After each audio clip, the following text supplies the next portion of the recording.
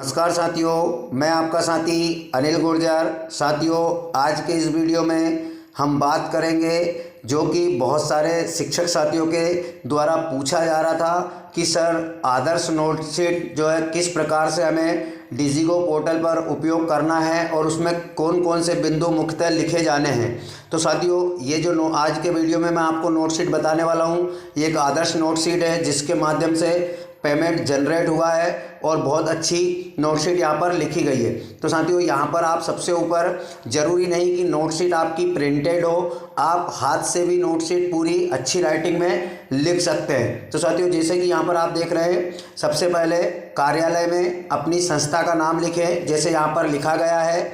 और ये नोटशीट एक एकीकृत शाला की है साथियों। उसके बाद अपना जनशिक्षा केंद्र, विकास खंड और जिला। उसके बाद नोटशीट में अपना वित्तीय वर्ष, जो वित्तीय वर्ष चल रहा है जिसमें हमें पेमेंट करना है, जिसका पेमेंट हमें आया है। उसके बाद मेकर का नाम, वेरीफायर का नाम और अप्रूवर का नाम, तीनों का नाम यहाँ पर आप नोट कर दें। जहाँ पर दो शिक्षक हैं वो मेकर और अप्रूवर दोनों के नाम यहाँ पर नोट करें साथियों। उसके बाद नोटशीट क्रमांक, तो नोटशीट क्रमांक आप जितनी नोटशीट उपयोग कर रहे हैं वो नोटशीट क्रमांक यहाँ पर आपको लिखना है। उसके बाद हर नोटशीट में आपको एक नस्ती क्रमांक देखने को यहाँ पर मिला होगा। तो साथियों, नस्ती क्रमांक जो है वो आपको मदवार देना होगा। जैसे नोटशीट क्रमांक जो है वो चाहे आप किसी भी मद के लिए उपयोग कर रहे हो, लेकिन जितनी नोटशीट आप उपयोग कर रहे हैं आप उस नोटशीट का क्रमांक देंगे, लेकिन नस्ती क्रमांक में आपको मद क्रमांक देना होगा मद के हिसाब से। जैसे कि आपने स्कूल ग्रांट में एक नोटशीट लगाई है तो वहाँ पर नस्ती क्रमांक 1 आएगा। अगर उसी से जो है आपने दूसरी नोटशीट का उपयोग किया है तो वहाँ पर 2 आ जाएगा।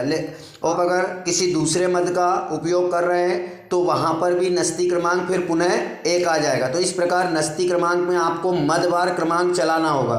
तो शायद है कि आपको नोटशीट क्रमांक और नस्ती क्रमांक समझ में आया होगा।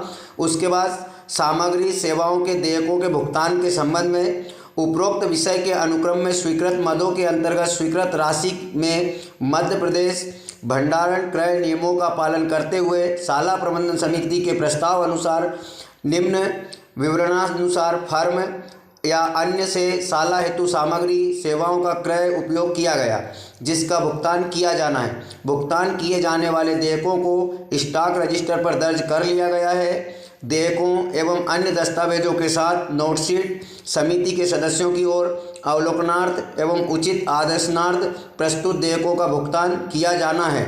वर्तमान में भुगतान प्रणाली में SBI डिजिगो PFMS पोर्टल से ऑनलाइन किया जाना है। तो इस प्रकार से इसमें वो सारी चीज़ें मुख्यतः लिखी गई है जो कि हम SMC की बैठक के समय जो हमारा अनुबंध होता है या जो प्रस्ताव होता है उसमें लिया जाता है। साथियों, नोटशीट पर वो मुख्य बिंदु आना चाहिए जो आप SMC प्रस्ताव में लिखते हैं। साथियों, नोटशीट बनाने से पहले आपको मुख्यतः कौन सी बातों का ध्यान रखना है और क्या क्या कार्य पहले करना है। साथियों, सबसे पहले आपको किसी भी कार्य को कराने के लिए SMC का प्रस्ताव लेना होता है कि हमें कौन सा कार्य कराना है, शाला में किस सामग्री की आवश्यकता है। उन सामग्री के संबंध में, क्रय के संबंध में पहले SMC की बैठक ली जाती है, उसमें प्रस्ताव लिखा जाता है। जब कार्य हो जाता है, कार्य होने के बाद जब दूसरी बैठक ली जाती है जिसमें बिलों के भुगतान के संबंध में बैठक की जाती है। अब उन बिलों का भुगतान आपने किन किन माध्यमों से किया है उस दूसरी बैठक में वहाँ पर उसे ऐड किया जाता है। अब मान लीजिए आपने किसी प्रकार से नगद पेमेंट किया है किसी को, तो उस सेकंड SMC बैठक में वहाँ पर नोट किया जाएगा कि प्रस्ताव अनुसार, इस प्रस्ताव के अनुसार जो कार्य आपने किया है उसका बिल भुगतान किसके द्वारा किया गया है, नगद किया गया या संबंधित के अकाउंट में वेंडर द्वारा या किसी भी माध्यम से किया हुआ, वो सारी चीज़ें SMC की सेकंड बैठक में वहाँ पर आती है। उसके बाद जो उसका सार निकल के आता है कि किन किन मदों में किन किन माध्यमों से पेमेंट किया गया है, वो उस नोटशीट में यहाँ पर लिखाता है। जैसा कि आप ये नोटशीट में देख रहे हैं कि फर्म का नाम इस संस्था के द्वारा जो है किन किन लोगों को किस किस माध्यम से व्यय किया गया। तो साथियों, ये जो नोटशीट यहाँ पर आप देख रहे हैं ये केवल एक मद की है जो कि स्कूल ग्रांट का मद है। यहाँ पर इन्होंने 8 व्यक्तियों को इस मद से एक ही नोटशीट से पेमेंट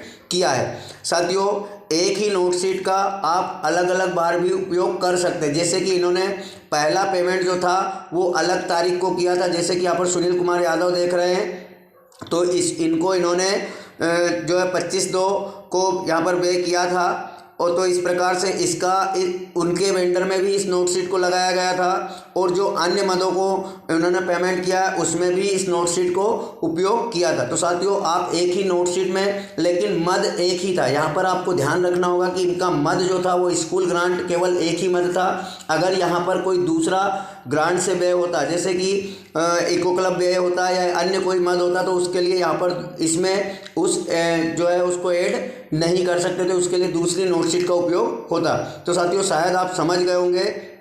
दूसरी एक महत्वपूर्ण बात ये रहती है कि इसमें आपको जो है किनके हस्ताक्षर नीचे कराना होगा। मैंने कई नोटशीटों में देखा है कि चेकर, मेकर, अप्रूवर, कोषाध्यक्ष, ना जाने किन किन लोगों के नीचे नोट लगाए गए हैं, लेकिन इसे ऐसा किसी भी प्रकार से नहीं है। केवल हमें एसएमसी अध्यक्ष और एसएमसी सचिव के हस्ताक्षर की आवश्यकता नोटशीट में होती है। एसएमसी अध्यक्ष में जो एसएमसी सदस्य का अध्यक्ष होता है वो, और सचिव शाला प्रधानाध्यापक होता है, उन दोनों के हस्ताक्षर से नोटशीट बनाई जाती है। तो साथियों, आशा है आपको नोटशीट के संबंध में पूरी जानकारी यहाँ पर मिल चुकी होगी।